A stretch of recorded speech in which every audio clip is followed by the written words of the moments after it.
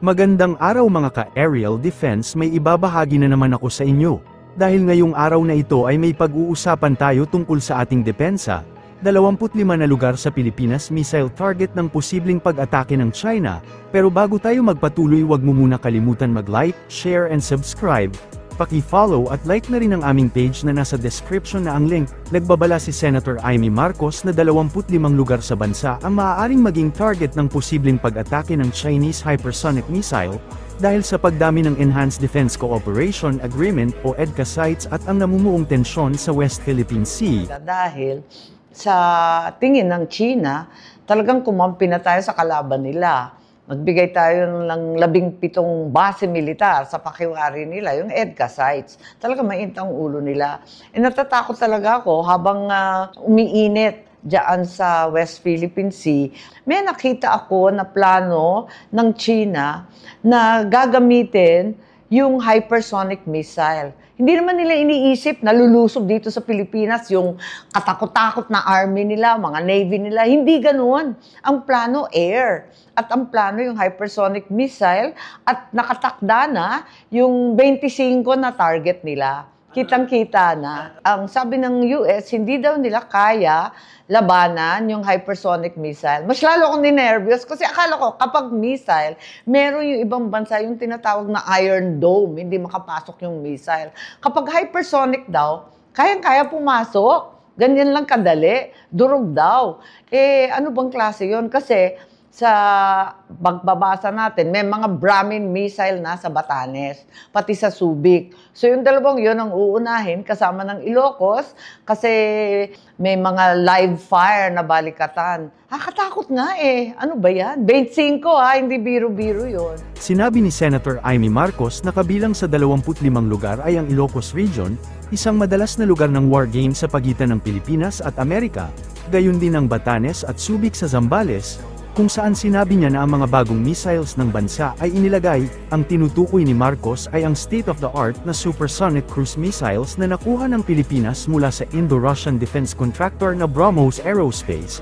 Ang mga missile, na maaaring ilunsad mula sa mga submarino, barko, eroplano, o land platform, ay dumating na sa bansa noong Abril, sa saklaw na 270 hanggang 400 kilometro. Ang BrahMos ay mga medium-range na supersonic missiles na bumibiyahe sa Mach 2.8 o halos 3 beses na mas mabilis kaysa sa speed of sound. Dagdag pa rito, binanggit din ng senador na walang Iron Dome ang Pilipinas na maaaring hadlangan ng naturang mga banta.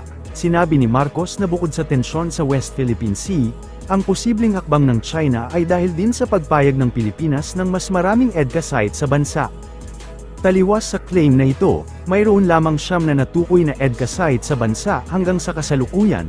Noong April 2023, pinahintulutan ni Pangulong Ferdinand Bongbong Marcos ang Estados Unidos na ma-access ang 4 pang base militar ng Pilipinas sa ilalim ng EDCA, na nagpapahintulot sa Washington na mag-imbak ng mga kagamitan at mga tropa ng istasyon doon.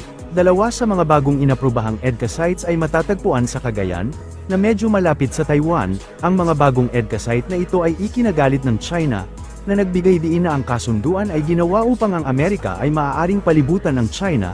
Seryosong tinutugunan ng pamunuan ng Armed Forces of the Philippines ang isyu na nasa 25 lugar sa iba't ibang bahagi ng Pilipinas, na target umano ng hypersonic missiles ng China dahil sa EDCA sites at sa mga nangyayaring senaryo sa West Philippine Sea. Ginawa ng AFP ang pahayag kasunod ng statement ni Senator Amy Marcos tungkol sa 25 na lugar sa bansa na target ng missile launch ng China. Ayon kay AFP spokesperson Colonel Francel Margaret Padilla, nakahanda ang sandatahang lakas ng Pilipinas na makipag-ugnayan sa tanggapan ni Senador Marcos, para makakuha pa ng mga karagdagang detalye nang sa gayon makagawa ng kaukulang aksyon para matiyak ang seguridad ng ating bansa. Sa ngayon walang natatanggap na impormasyon ang intelligence community ng AFP hinggil sa umano'y missile launch ng China sa Pilipinas. Samantala, inihayag ni AFP Chief of Staff General Romeo Bronner na nakahanda ang AFP na lumaban sa sinumang nais sumakop sa ating teritoryo. To say na kung meron pong gustong sumakop or pumunta, mag-invade sa atin, ay talagang lalaban po tayo. At siguradong masusugatan sila. On 3, ngayon po dahil dun sa konsepto na sinabi ko kanina, yung Comprehensive Archipelagic Defense Concept, ay kailangan talaga na i-project natin yung defenses natin. So unang-una, ang kailangan natin na i-modernize ay yung mga radar systems natin. Mga surveillance systems, yung mga pati na rin po yung mga sensors natin. No? And then, pag na-develop po natin ito, kailangan na rin po natin na i-develop yung ating mga barko at yung mga aircraft natin. Nasasalubong po. Let's say nagkaroon ng invasion, no? Na-detect po ng ating mga radar systems, kailangan salubungin po natin ng mga defenses natin. We have missile systems. Pwede po natin gamitin yung missile systems natin. In fact, masaya po tayo dahil dumating na po yung ating mga missile systems. At marami pa hong darating. No? Pangalawa, yung ating mga jet fighters kahapon ay nag-celebrate ng 77th anniversary ng Philippine Air Force. Nakita natin yung mga bagong kagamitan nila, lalong-lalo na po yung ating FA-50 jet fighters. At marami pa ho tayong mga bibilhin na mga jet fighters. At doon naman po sa mga barko natin, recently, galing po kami sa South Korea ni Secretary Chodoro dahil linunsad po natin yung bagong Corvette natin. No? Bumibili po tayo ng dalawang brand new na Corvettes from South Korea. Ito po ay dagdag dun sa ating inventory ng mga barko, mga warships na modern. No? Modern na po ito. Kaya't masayang-masaya po tayo dun sa mga nagagawa natin sa modernization, pero kulang pa ho ito. Kulang na kulang pa. Tiniyak ng pamunuan ng Armed Forces of the Philippines na nakahandang lumaban ang Pilipinas sa mga nagtatangkang sakupin ang ating teritoryo. Ito ang binigyang diin ni AFP Chief of Staff General Romeo Bronner, sa patuloy na kinakaharap na hamon ng Pilipinas laban sa China, particular ang issue sa West Philippine Sea. Binigyang diin ni Bronner na dahil sa modernisasyon ng AFP, malayo na ang narating ng bansa sa usapin ng depensa. Sabi ni Bronner, kung meron mang gustong sumakop sa Pilipinas, talagang lalaban tayo at siguradong masusugatan ang mga magtatangkang manakop. Paliwanag ni Bronner, ang mas malakas na kakayahang pangdepensa ng bansa ay sabisa na rin ang mga taglay natin ngayong mga makabagong gamit, na inaprubahan ni Pangulong Ferdinand Marcos Jr., inihayag ni Bronner, malaki na ang pondong inilaan ng pamahalaan para sa ikatlong yugto ng modernisasyon ng AFP o ang Horizon 3 para sa Comprehensive Archipelagic Defense Concept. Sa ilalim ng konseptong ito ay ide-develop ang mga barko at aircraft ng bansa.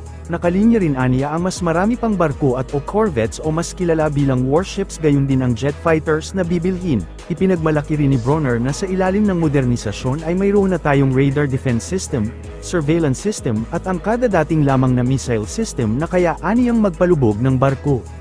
Maging ang kakayahan aniya ng ating mga sundalo ay nag-level up na rin, dahil nagsasanay na rin sila sa cyber warfare para sila maging cyber warriors. Kasama rin aniya sa training ang pagbuo ng mga bagong organisasyon tulad ng missile regiments at cyber command. Aminado si Bronner, marami talaga ang gustong masakop ang ating bansa, maging ang nakapaligid nating karagatan. Kaya kailangan natin maipakita na kayang-kaya nating depensahan ang ating teritoryo, karapatan at sovereign rights. Para sa mas madaming update tungkol sa ating depensa, paki-follow at like muna ng aming page na nasa description na ang link. Huwag mo na rin kalimutan mag-like, share and subscribe. Pindutin mo na rin ang bell para updated kayo sa aking mga bagong video. Maraming salamat po.